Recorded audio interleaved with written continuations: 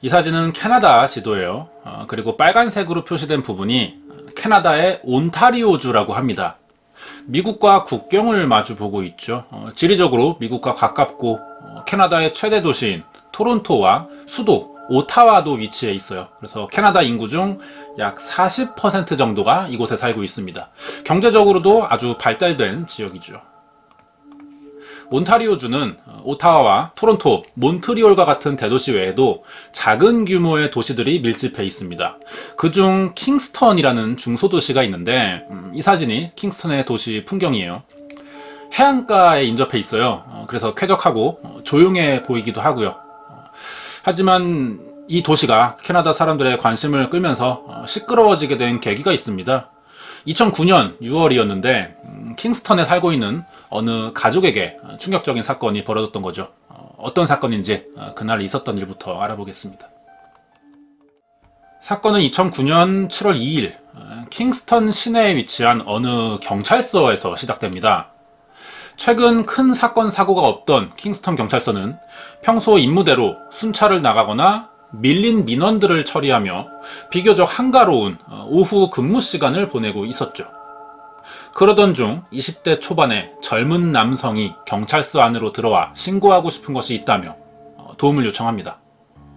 이 남성이 경찰서를 찾은 이유는 자신의 여자친구 때문이었어요.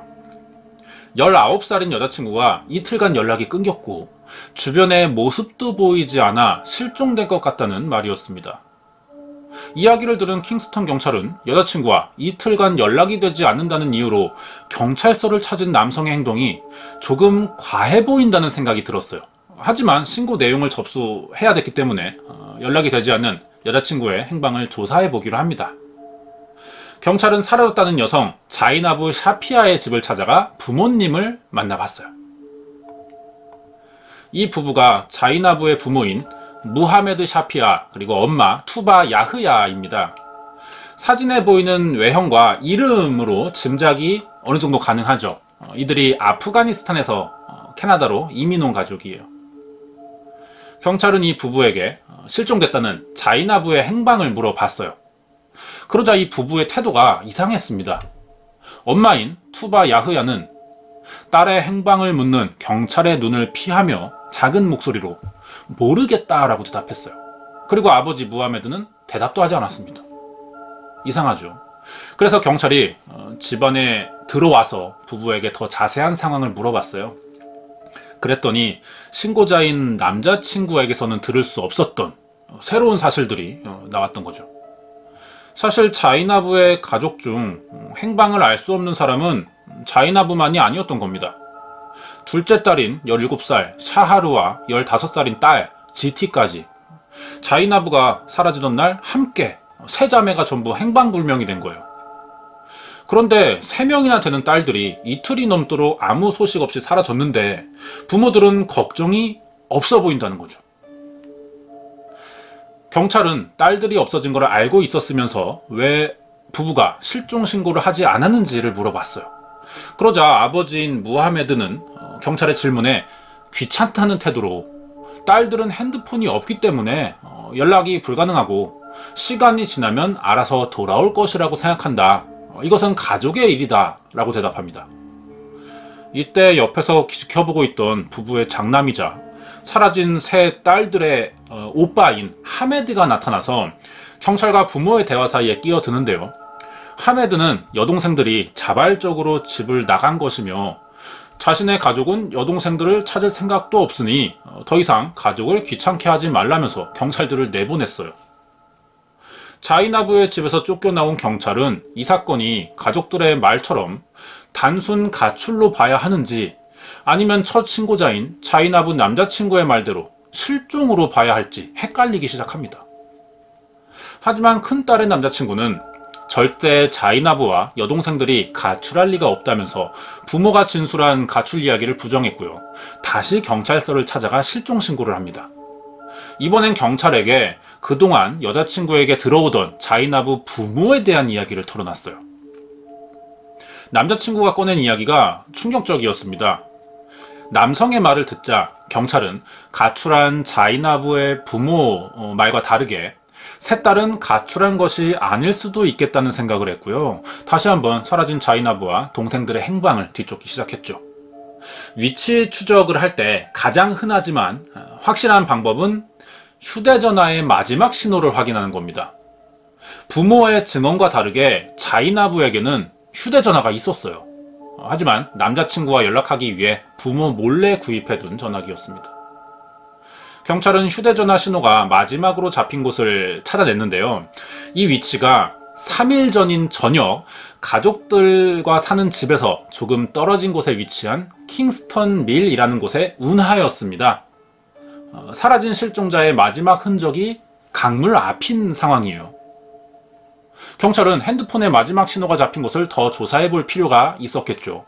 결국 물속 수색까지 이어지게 됩니다. 그리고 물속에서 4명의 여성이 익사한 시신으로 발견되는데요. 이들의 정체는 예상대로 실종된 샤피아 부부의 3딸과 로나라는 이름의 또 다른 여성이었습니다. 발견 당시 이들은 안전벨트까지 맨 상태로 잠을 자다가 사고를 당한 듯한 모습을 하고 있었어요. 딸들의 시신을 발견했다는 소식을 전하러 경찰은 다시 한번 샤피아 가족의 집을 찾아갔습니다. 처음 방문에는 딸들이 단순 가출을 한 것이라며 무관심한 태도를 보인 부부였지만 막상 경찰이 시신 발견 소식을 전하자 갑자기 부부가 눈물을 흘리기 시작합니다. 그리고 이날 딸들과 함께 차 안에서 발견된 로나라는 여성의 정체도 밝혀졌어요. 로나는 샤피아 부부가 캐나다로 이민 올 때부터 함께 살며 아이들을 돌봐주던 먼 친척이었습니다. 하지만 평소 아내인 투바와 로나의 사이가 서로 좋지 못했다고 하는데요. 아마 이런 이유로 로나가 3딸들을 데리고 잠시 숨은 것이라 생각했어요. 별로 심각하게 생각하지 못했던 거죠. 그리고 며칠 안에 돌아올 것 같은 마음에 크게 걱정하지도 않았다고 했습니다. 경찰은 투바의 이야기에 신빙성이 있다고 생각했어요. 그래서 이번 사건이 딸들을 데리고 나간 로나의 운전 실수 때문에 벌어진 단순 사고라 결론 짓고 수사를 매듭 지으려고 했죠. 그런데 여기서 수사를 마무리하자니 한 가지 걸리는 것이 있었습니다. 바로 자이나브의 남자친구가 경찰에게 털어놨던 샤피아 부부에 관한 이야기였죠. 남자친구가 경찰에 털어놓았던 비밀은 자이나브가 사라지기 이전부터 부모에 의해 몇 개월씩 감금당했을 뿐 아니라 오빠와 아버지의 심한 감시에도 시달렸고 아버지로부터는 특히 상습적인 구타와 학대를 당하며 지냈다는 이야기였어요. 여기에 자이나브는 이전부터 오빠와 부모가 자신을 살해하려 한다며 만약 무슨 일이 생기면 꼭 경찰에 이 사실을 알려달라는 부탁도 한 적이 있었습니다. 당시엔 여자친구의 말을 대수롭지 않게 넘겼지만 막상 얼마 지나지 않아서 실제로 여자친구가 실종되자 이 말이 떠올랐고 경찰에 급히 도움을 요청했던 것이었죠. 그리고 자이나브 동생들이 물에 빠진 시신으로 발견되었던 겁니다. 당연히 경찰은 이 부분을 의심할 수밖에 없었어요. 또한 딸들의 사고 소식을 전할 당시 샤피아 부부와 아들인 하메드가 보인 태도도 어딘가 수상한 느낌을 받기에 충분했습니다. 여기까지 생각이 다다르자 경찰은 이 사건이 단순 사고가 아닐 수도 있다는 생각이 들었고요. 샤피아 부부에 대해 더 자세한 조사를 해보기로 결정합니다. 그러자 놀라운 사실들이 다시 밝혀졌죠. 결론부터 말하자면 3딸들의 실종과 자동차 익사 사고는 예상대로 단순 사고가 아니었어요. 무하메드 샤피아와 아내 투바 야흐야, 큰 아들인 하메드까지 이 셋이 자동차 사고를 위장해 꾸민 계획살인이었습니다. 딸들을 제외한 가족 모두가 범인이었던 거죠. 여기서 더 충격적인 사실은 가족들의 살해 동기였습니다. 이들은 딸들이 이슬람 율법을 지키지 않았고 가족의 명예를 더럽혔다는 이유로 명예살인을 했다는 겁니다. 어떤 일이 있었는지 지금부터 자세한 사건의 내막을 알아보도록 하겠습니다. 살해한 3딸의 아빠 무하메드 샤피아의 사진입니다. 아프가니스탄 출신의 사업가이고요. 1992년에 자신의 고향을 떠나 호주와 아랍에미레이트를 거쳐 캐나다로 이민을 옵니다. 당시 두바이에서 중고차 사업을 했고 부동산 투자로 많은 돈을 번 덕에 캐나다 투자이민 제도를 통해 영주권을 쉽게 받을 수 있었어요. 특이한 점 한 가지는 당시 무하메드와 함께 캐나다 영주권을 받은 사람들이 아내와 자식들 외에 한 명 더 있다는 겁니다. 바로 딸들과 살해된 로나라는 여성이었어요. 이 부분이 특이한 이유는 로나가 캐나다에 이민을 신청할 당시 서류상 무하메드 샤피아의 친척으로 기록되어 있었지만 사실 그러지 않았던 거죠. 로나는 무하메드 샤피아의 첫 번째 아내였습니다. 아프가니스탄 외에 많은 이슬람 국가에서는 아직 일부 다처제를 허용하고 있습니다. 1972년 무하메드 샤피아는 부모의 소개로 만나는 로나와 첫 번째 결혼을 했어요. 하지만 건강상의 문제로 임신하지 못하는 몸을 가지고 있었습니다. 결혼 후 이 사실을 알게 된 남편 무하메드는 자신의 아이를 낳아줄 다른 여성과 두 번째 결혼을 했고 그 여성이 바로 아이들의 엄마인 투바 야흐야였죠. 무하메드와 투바는 3명의 아들과 딸 4까지 총 7명의 아이들을 낳았습니다. 출산을 아주 중요하게 여기는 이슬람 문화에서 자란 무하메드는 자연스럽게 아이를 낳지 못하는 로나보다는 7명이나 되는 자식을 낳아준 두 번째 부인 투바와 더 가깝게 지냈죠. 그래도 이들은 한동안 무난히 가정생활을 유지하면서 지내고 있었어요. 하지만 무하메드가 캐나다로 이민을 결정하자 처음으로 아내가 2명이라는 사실이 문제가 됐던 겁니다. 캐나다는 중혼을 인정하지 않는 나라라는 사실이었어요. 무하메드는 하는 수 없이 첫 부인인 로나와 함께 잘 살고 있었지만 이민 서류에는 둘째 부인인 투바의 이름만 아내로 올렸고 로나는 자신의 먼 친척이라는 식으로 편법으로 서류를 작성한 겁니다. 다행히 로나는 법적으로 부부임을 인정받지 못했지만 다른 가족들과 함께 영주권을 받아 캐나다로 넘어올 수 있었죠. 여성은 남성의 소유물처럼 여겨지는 이슬람 문화와 다르게 여성이나 남성의 지위가 동등한 캐나다에서 새로운 생활을 하게 된 로나는 이른 나이에 하게 된 결혼으로 미처 하지 못한 공부도 시작했고요. 그동안 겪어보지 못한 자유로운 생활을 위해 무하메드에게 이혼을 요구합니다. 아이들도 없었기 때문에 도장만 찍으면 이혼할 수 있었어요. 사실 도장도 필요 없죠. 법적으로는 부부가 아니니까. 하지만 무하메드는 로나의 이혼 요구에 화를 내며 거절했습니다. 곧바로 로나의 여권과 각종 신분증을 빼서 숨겼고요. 자신의 허락 없이 집 밖으로 나가지 못하게도 했어요. 일찍부터 남편의 또 다른 아내라는 이유로 로나를 못마땅해 하던 둘째 부인 투바는 이참에 로나에게 모든 집안일을 밀었고 하녀처럼 대했습니다. 아들들도 엄마와 마찬가지로 로나를 가정주부 취급하며 가족으로 대해주지 않았어요. 하지만 반대로 부부의 세 딸들만이 로나를 자신의 또 다른 어머니라고 부르면서 친밀한 관계를 유지했던 겁니다. 자이나브를 비롯한 샤피아 부부의 딸들은 어릴 때부터 아프가니스탄을 떠나 호주와 캐나다 등의 서구권 문화에서 교육을 받고 자랐어요. 그러니까 당연히 이들은 남성 중심 사회인 이슬람 전통 문화보다 자유분방한 서구권 문화에 익숙해져 있습니다. 하지만 이슬람 문화와 율법을 철저하게 지키는 보수적인 성향의 샤피아 부부는 점점 서구화된 생각을 가지며 자라는 딸들의 모습이 못마땅해 보였어요. 부부는 사춘기에 접어든 딸들에게 옷차림이나 이성 문제에 관해 간섭하기 시작했습니다. 하지만 딸들이 부모의 잔소리를 받아들이지 않았고요. 결국 이렇게 부모와 자식 간에 갈등이 생기기 시작합니다. 상황이 심각해지자 부모가 심지어 딸들의 옷을 찢어버리거나 외출을 금지하는 식으로 생활을 억압했죠. 그러던 중에 큰딸인 자이나브와 둘째 딸 샤르에게 피부색이 다른 남자친구가 있다는 사실을 알게 된 겁니다. 부모가. 분노를 참지 못했다 그래요. 여기에 장남인 21살의 하메드와 함께 딸들을 향해 가문의 수치, 정숙하지 못한 여성이라면서 집안에 감금했고 당장 헤어지지 않으면 죽이겠다는 살해 협박도 했어요.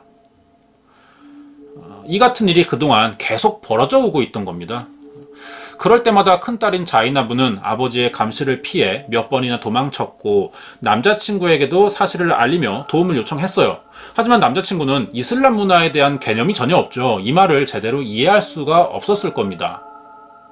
당시 큰딸인 자이나브의 나이가 19, 둘째 샤하르가 17, 셋째 딸 지티 15살이었어요.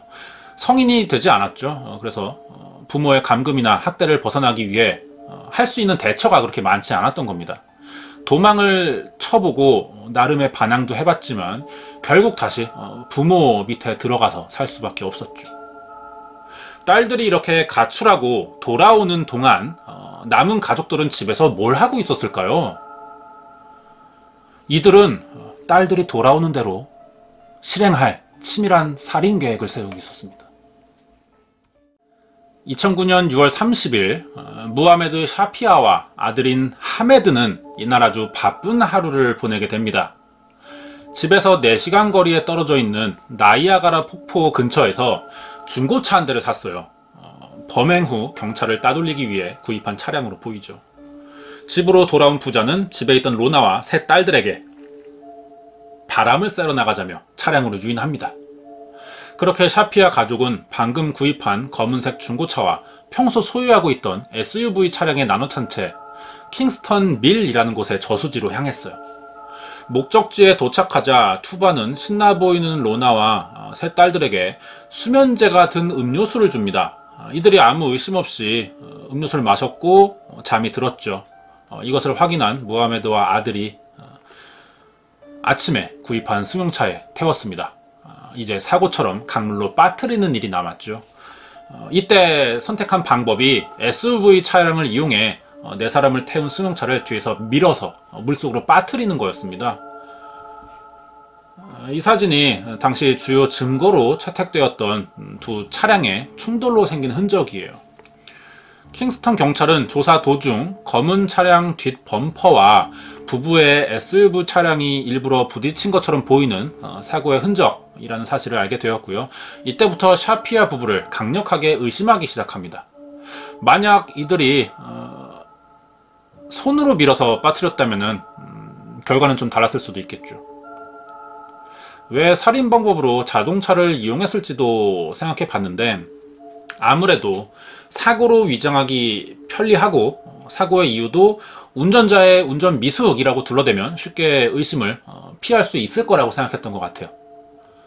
처음 조사 당시에 샤피아 부부도 운전면허가 없는 로나가 운전을 하다 실수로 사고가 난 것 같다는 내용의 진술 기록이 있었어요. 하지만 부검 결과 피해자들의 몸에서 수면제 성분이 검출되자 부부가 더 이상 변명할 방법을 찾지 못했고 결국 무하메드 부부와 장남인 하메드는 세 딸과 로나의 살인 혐의로 체포됩니다. 경찰 조사에서 아버지인 무하메드 샤피아는 어린 딸들이 정숙하지 못한 옷을 입고 부모의 허락 없이 남자를 만났으며 이슬람 율법을 어겼기 때문에 벌을 받는 것이 마땅하다고 주장했어요. 그리고 이런 일은 법의 심판이 아니라 집안의 가장인 자신이 선택할 수 있는 일이며 자신과 아들은 가족의 명예를 지키기 위해 어쩔 수 없이 매춘부나 다름없는 배신자들을 처단할 수밖에 없었다는 말도 덧붙였습니다. 실제로 아주 보수적인 이슬람교 사람들이 살고 있는 아프가니스탄이나 파키스탄, 예멘과 같은 서아시아 지역에서는 가족 중에서도 특히 가장의 명예를 지키기 위해 이와 같은 명예살인이 공공연하게 벌어지고 있는데요. 특히 무하메드 샤피아와 투바 야흐야의 출신 국가인 아프가니스탄의 경우 여성이라는 존재를 마치 남성이 소유하는 재산 정도로 여기는 문화를 가진 곳입니다. 전 세계에서 여성의 인권이 가장 낮은 나라 중 하나죠. 이곳에서는 성폭행에 피해를 입은 여성이 오히려 가문을 더럽혔다는 이유로 아버지와 남자 형제들에게 맞아 죽는 나라예요. 문제는 명예살인이 살인죄로 인정되지 않기 때문에 딸, 아내, 친척 여성을 살해한 가해자들이 아무런 법적 제재를 받지 않는다는 겁니다. 명백한 인권 유린이라고 볼 수 있고요. 할례처럼 여성들의 인권 신장을 방해하는 사회적 악습의 일부라고 할 수도 있죠. 그나마 다행인 것은 이런 악습이 외부로 알려지기 시작했어요. 그래서 많은 인권 운동가들에 의해 희생되는 피해자들의 숫자가 매년 줄어들고 있습니다. 하지만 여전히 1년에 5,000명이 넘는 여성들은 명예살인이라는 이유로 가족에게 목숨을 잃고 있습니다. 이번 사건은 일부 다처제와 명예살인이 인정되는 가부장적인 이슬람 문화와 개방적인 서구권 문화가 한 가족 안에서 충돌한 것이 원인으로 세계 각국에서 온 이민자들로 구성된 캐나다 사회를 발칵 뒤집어 놓았던 사건 중 하나였습니다. 그리고 사건이 벌어진 지 약 2년 뒤인 2012년 1월 29일 이번 캐나다 이민자 가정에서 벌어진 명예살인 사건의 결과가 나왔는데요. 샤피아 집안의 가장이자 사건을 계획하고 지휘한 아버지 무하메드 샤피아와 아내 투바 야흐야 그리고 장남이자 공범인 하메드 샤피아는 모두 1급 살인에 대한 유죄 판결을 받았고요. 캐나다 최고형인 25년간 가석방이 금지된 종신형을 선고받았습니다. 당시 재판을 맡게 된 판사는 이 사건에 대해 문명사회에 어울리지 않는 삐뚤어진 명예관념 때문에 벌어진 아주 냉혹하고 수치스러운 사건이라고 표현했는데요. 하지만 무하메드는 자신들은 살인을 저지른 것이 아니며 판결이 부당하다고 주장했습니다. 아내도 자신은 엄마이지 살인자가 아니라며 항소할 것이라고 얘기했고요. 하지만 항소가 기각됐고요. 이들은 현재 수감 중에 있습니다. 캐나다가 사형을 하지 않기 때문에 25년의 기간을 채우면 출소할 거예요. 하지만 서구권 정서상 이런 식의 살인인 경우 도중에 참작될 여지는 전혀 없어 보이고요. 무조건 25년을 꽉 채워야만 출소할 수 있을 것으로 보입니다. 이 사건으로 캐나다 내에 살고 있던 이슬람 문화권의 이민자들은 같은 문화권 사람들이라는 이유로 기피되거나 사회의 각종 불이익을 받았습니다. 하지만 현지 아프가니스탄 대사관은 이런 종류의 범죄는 아프간이나 이슬람 문화의 일부가 아니며 어떤 방식으로든 수용할 수 없다는 말로 샤피아 가족들의 살인 사건에 대해 아주 큰 비난을 했죠. 이슬람 문화의 문제가 아니라는 겁니다. 일부 이슬람 단체에서도 이 사건은 한 가정에서 벌어진 가정폭력과 아동학대 그리고 명백한 살인 사건이지 집안의 명예를 지키기 위한 살인이 아니라는 주장을 하고 있어요. 문화의 상대성이라는 말이 있습니다. 중학교 사회 시간에 배워요. 우리나라의 보신탕 문화를 서양에서 비난하면 불쾌하듯이 우리나라도 프랑스의 푸아그라나 중국의 원숭이 뇌 요리를 함부로 이야기할 자격이 없다는 것인데요. 하지만 인간이 명예를 위해 인간을 살해하는 행위도 정당하다고 볼 수 있을지 이 부분엔 의문이 듭니다. 그리고 중요한 것은 이들은 이제 아프가니스탄 국적이 아니라 캐나다 사람이란 것이죠. 그 나라에서는 어떨지 모르겠지만 적어도 이민으로 왔으면 캐나다법을 따랐어야 한다고 봅니다. 여기까지 2009년 6월 30일 캐나다 이민자 가정에서 벌어진 명예살인 사건에 대한 내용이었습니다.